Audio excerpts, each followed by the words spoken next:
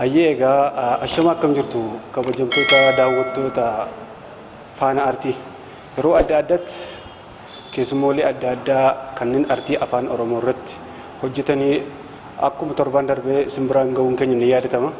Har'as egaa nama baay'ee jaba guddaa beekaa hayyuuf goota kan ta'e ofii isaanii qofa kitaaba laabireerii tokko keessa kan jiru isaan ol kan ta'anii nama guddaa tokko isiniif qabadhee dhufee jira.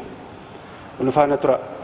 Qophiilee keenya warra darban warra dhufanii fi kanneen adda addaa miidiyaalee hawaasaa kanneen akka yuutuubii fi feesbuukiitiin nu hordofuu dandeessu.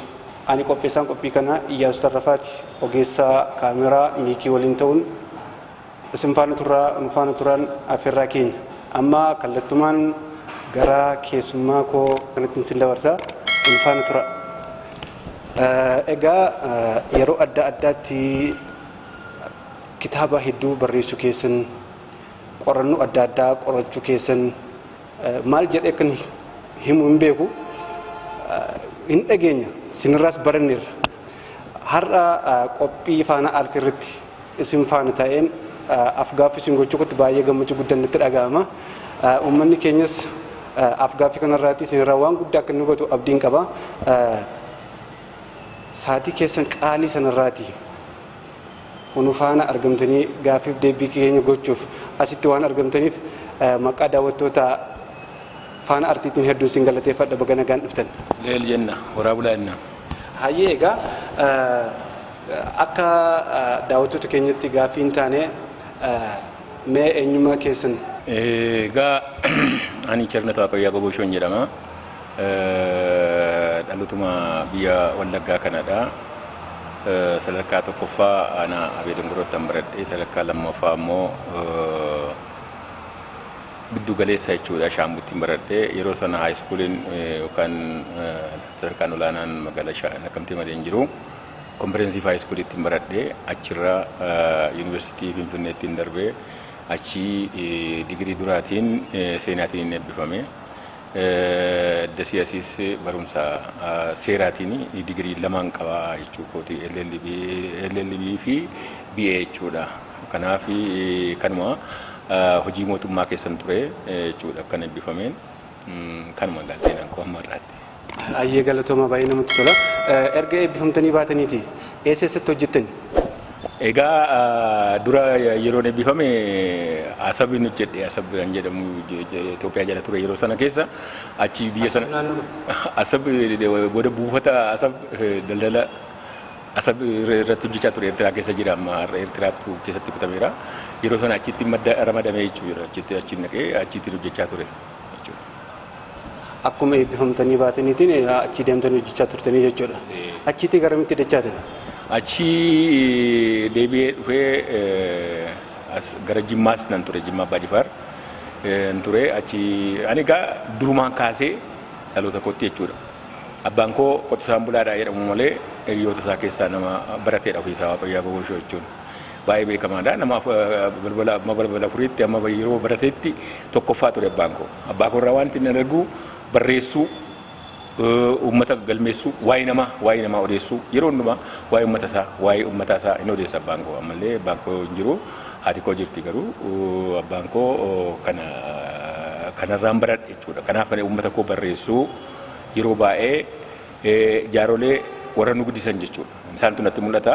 Isaan sana barreessuu akkamitti ummata immoo wajjin guddadhe amma fakkeenyaaf namni hundumtuu carraa argatee barachuus yoo dhabee qeessaatti hanafee jira ijoolleen qeessa hafan sun wajjin guddanne sun haalli sun keessumaa uummatni Oromoo akkaataa amma dhalli tokko yoo dhalate hankoo qofa dhan jedhu hanabbaasaa qofa miti ani amma hanabbaa koo qofa miti Waaqayyo Goboshoo qofa hin taane Oromoota Badagaa jedhamti biyyeen guddadhe jaaroliin achi jiran jechuudha.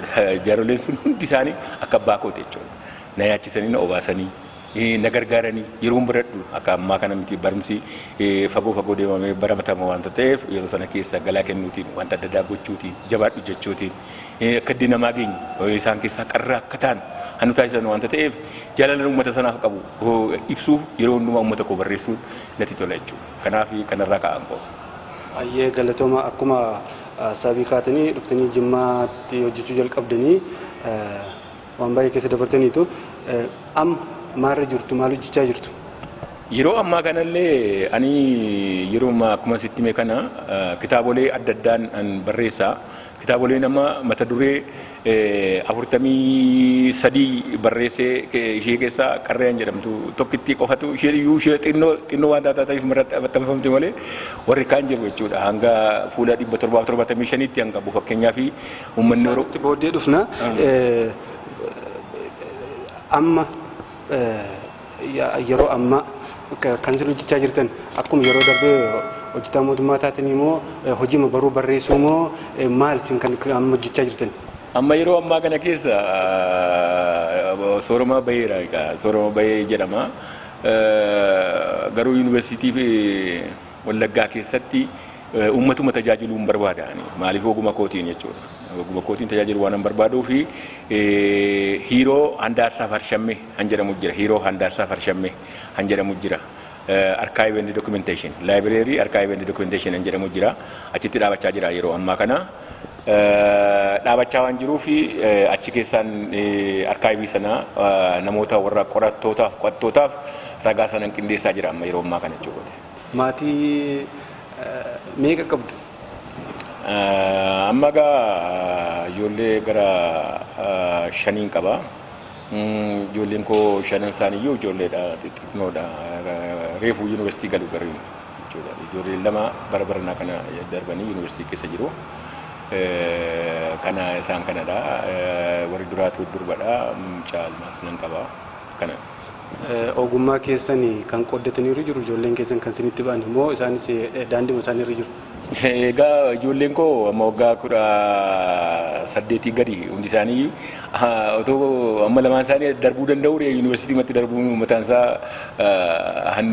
narraa fudhatanii sheerii godhan natti fakkaata.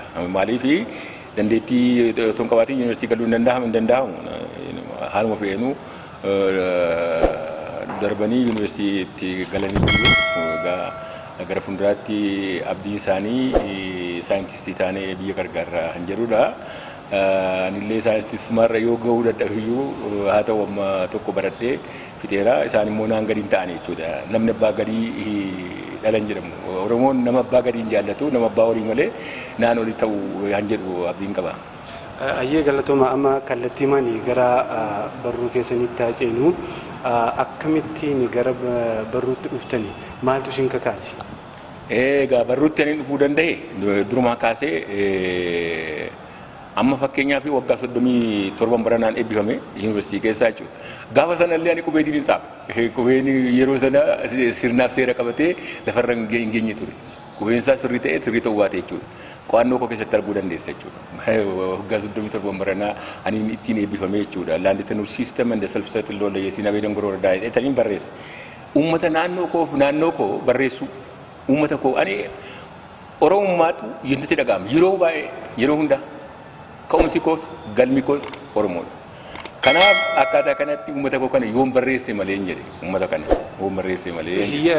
Yaadatu yerootti qubeen jalqabe qubeen kuni qubeen afaan Oromoo uummata Oromoof gahaadha jedhame yerootti jala muramee sararamee hojiitti hiikame barasaa yaadattu? 1984 akka lakkoofsa warra Itoophiyaatti hidhannoo kaleessa isa miti sirnaaf saayinsiitiin caffee Oromiyaatiin murteesse kana jechuudha. Labsiisaa na yaadadhaa guyyaa sanas na yaadadhaa gaafa alaabaan filatamee fi alaabaan Oromoo gurraacha diimaa adii ture. Agartee alaabaan Oromoo maaliin beekamaa kun alaabaan kun yoo jette alaabaa jechuun qabeenya jechuudha. Alaabni suni maaliin beekamaa gurraacha diimaa adii Oromoo waaqeffata. Alaabaa jedhutti qabeenya jechuudha. Maarree qabeenyadha alaabaa jechuun alaabaa qabna jechuun qabeenya qabna jechuudha. Qabeenyi uummatichaa akka kanaati. Amma fakkeenyaaf warri ayyaaneffatan jechuudha akka Oromoo tokkotti maareeban hooman jedhamu jira. Han uffatan jira uffanni suni yoo ilaalte gurraacha diimaa adiidha. Oromoon waaqaan dursee waa tokko yoo jedhee yaadu. Oromoon waaqeffataa gootomaan nageenya argatedha. Gurraacha diimaa adii hiikni isaa asii gadi yeroo ilaaltu Oromoo waaqeffataa gootomaan nageenya argataa jedha. Nageenyi gootoma malee dhufu yeroo dhumaa nageenya dhugaati jettee fudhate. Kanaaf uummata keenya akkaa jechuudha kana. Hayyee yeroo jalqabaatiif kitaabni afaan oromootiin barreeffame asoosama kuusaa gadoo jedhudha jedhe seenaan inniyyuu jalqaba sababa qubeetiin barreessee fi wantoota adda addaa irratti ka'aa ture ergasii booda gara afaan saabaatti jijjiirameeti kan inni maxxanfame achi boodadha kan inni qubee afaan oromootti hiikamee barreeffame sana dura barreessaa turtan jechuudha san. Barreessaa maan ture ani maaliif ani afaan oromoo kanaaf inni tokko tokkos arraba wanta ta'eef sanaan arraba sanaan barreessu ani. Amma fakkeenyaaf namooti warri saabaa fidela saabaa kana jaallatanii fidela saabaa kun fidela afaan oromoo barreessuu danda'a warri jedhanii namoota baay'eetu jira. Amma isaan mataan isaanii qeeqamuu kan qabanidha. Maaliif waa'ee ummatichaati amma waa'ee ummata tokko keessatti dhalattee isa taatee qaama isaa taatee yoo beekta ta'edha waa'ee ummata sanaa beektaa kanaafuu kanattu ta'a ummatichaaf jetta. Amma ummatichaaf amma yeroo hundumaa haayilee fidaa saayinsiitiin hojiirra oolchu jechuudha Awurooppaa keessattidha. Gaafa sana hin ta'uu jedheeti bakka maaliif hin ta'uu jedhee namoota adda addaa duukaa beektota adda addaa duukaa mari'atamee kan ta'edha qubeen jechuudha. Qubeen ani yeroo sana nuyi mariisamuu baates afaan fidelli isaa baasuun afaan oromoo barreessuu kan dandeenye kan nuti beeknu. Kanaaf fidelli sanaan barreessuurra afaan oromootiin hin barreessa. Qubeen isaa sirrii ta'ee saayinsii ta'ee akka walii galtee ammaa kanatti hin turre yeroo sana keessa. Qubeen afaan oromoo arfii 31dhaan inni qabu.